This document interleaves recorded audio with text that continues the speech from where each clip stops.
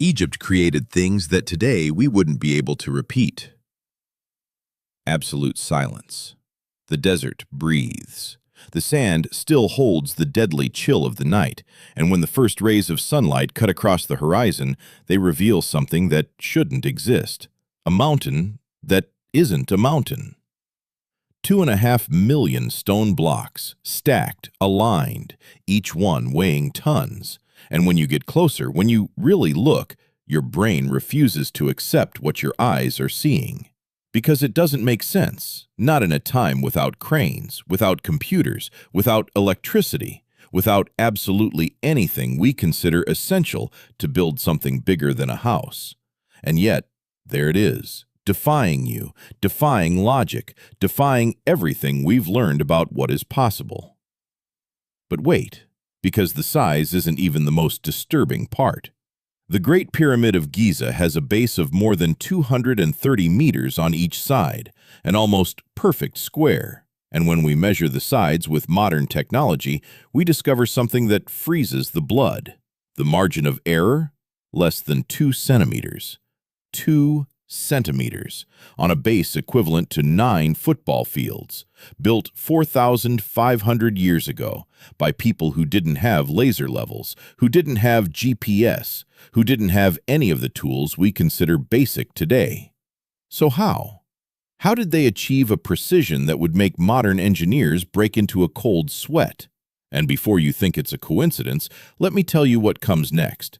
The pyramid is aligned with the cardinal points, north, south, east, west, with a deviation of 3/60ths of a degree. Do you understand what that means? That is a level of precision so absurd that even today, with all our technology, few buildings can match it. And they did it by observing only the sky, without a compass, without magnetic instruments. How does someone do that? Take a deep breath, because it gets worse. The granite blocks inside the pyramid, in the deep chambers where pharaohs were buried, weigh between 50 and 80 tons. Some exceed 100. 100 tons is the weight of a commercial airplane, and they cut those blocks in quarries hundreds of kilometers away, transported them across the desert, lifted them into the interior of the pyramid, and positioned them with a precision that would make a surgeon hesitate. Today, moving 100 tons requires months of planning, specialized cranes, entire teams of engineers, and even then, every movement is tense, dangerous, calculated down to the millimeter. But they did this thousands of times. And here's the detail that will keep you awake tonight. In several sections of the pyramid, you can't slide a knife blade between the blocks. There is no mortar, no cement, just stone against stone, fitted with a perfection so impossible it seems like the work of some technology we don't know. But it isn't. Or is it? Archaeologists say ramps were used, ropes, brute force, thousands of workers, and maybe that's true. But then you go to Aswan, and everything changes. In southern Egypt, abandoned, still attached to the living rock, lies the unfinished obelisk, a granite monolith that, if it had been completed, would have stood 42 meters tall, and it would have weighed 1,000 tons. In a single piece, 1,000 tons of solid granite being extracted from the mountain, cut with surgical precision. And then, a crack. The project was abandoned, and the obelisk remained there, eternally trapped, eternally revealing its secrets. Because around it, you see the marks. Deep grooves, narrow channels cut into the rock, and those marks tell a story that doesn't add up.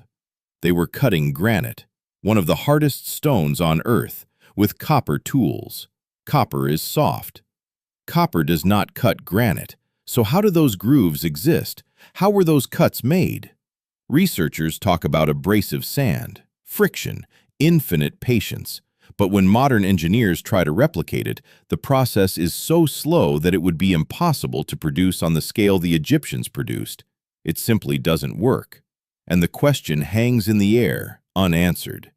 If you're feeling a chill down your spine right now, leave a like, subscribe to the channel, because what comes next will shake everything you think you know about the past. Because it doesn't stop. It's not just the pyramids. It's not just Aswan. In Karnak, gigantic columns rise more than 20 meters high, and at the top of those columns, stone blocks weighing dozens of tons are perfectly balanced. How? How did they lift them up there without cranes, without steel scaffolding? How did they position such heavy blocks at that height without anything falling, without anything collapsing? And more importantly, how were they certain they wouldn't fall later? Because there they are, millennia later, intact. And then there are the sarcophagi. Inside the pyramids, hollow granite blocks, carved out from the inside, polished until they shine, with perfect 90-degree internal corners. Internal right angles in granite are a nightmare even today, even with diamond drill bits, even with computerized milling machines. It's difficult, slow, exhausting, and they made dozens, 4,000 years ago, with copper and stone tools. Can you feel the weight of that? Can you feel the impossibility knocking at the door of your mind? And there's more. The Great Pyramid was built in 20 years, 2.5 million blocks. Do the math. They would have had to cut, transport, and position one block every 2 minutes. Every 2 minutes. For 20 years, without stopping, day and night. Is it humanly possible? Maybe. With superhuman organization, with a level of coordination few modern nations could achieve. But what if it wasn't like that? What if we're understanding everything wrong, and the astronomical alignment only deepens the mystery? The 3 pyramids of Giza reflect Orion's belt, not perfectly, but far too close to be a coincidence. And in Abu Simbel, a temple was built so that twice a year, on the exact days, the rays of the rising sun pass through deep corridors and illuminate specific statues of the gods. On the exact days. After millennia. That's not luck. That's mathematics, geometry, astronomy, calculations that require precise observation of the sky for decades, maybe centuries. And they did it without telescopes, without atomic clocks, with nothing but their own eyes and an understanding of the cosmos that we lost along the way. So what did we lose? What knowledge died with the master builders? What techniques were taken to the grave? What secrets were erased when empires fell and libraries burned? Because one thing is absolutely certain. They knew. Every block placed was intentional. Every alignment was calculated. Every structure was planned with a precision that defies explanation. And the result is still there, standing, enduring, defying earthquakes that destroyed entire cities, ignoring erosion that devoured mountains, surviving empires, wars, invasions, and millennia of abandonment. The pyramids still breathe. The obelisks still pierce the sky, and we still don't understand how. And that brings us to the question no one wants to ask out loud. If they achieved all this more than 4,000 years ago using what we call primitive, what the hell are we doing wrong? We build skyscrapers that sway in the wind, bridges that require constant maintenance, buildings that begin to crack within decades. How long will they last? 100 years? 200? 500 if we're lucky. The pyramids have already lasted 4,500, and they will last another 4,000. So who really knew how to build? Who really understood permanence? Who left a legacy that spans eras while our concrete crumbles in generations? The screen will fade to black. 2 videos will appear, one about other enigmas that antiquity hides, another about modern structures that challenge everything we know. Choose, or watch both, because the more we look at the past, the more we realize an uncomfortable truth. Maybe we're not as advanced as we think.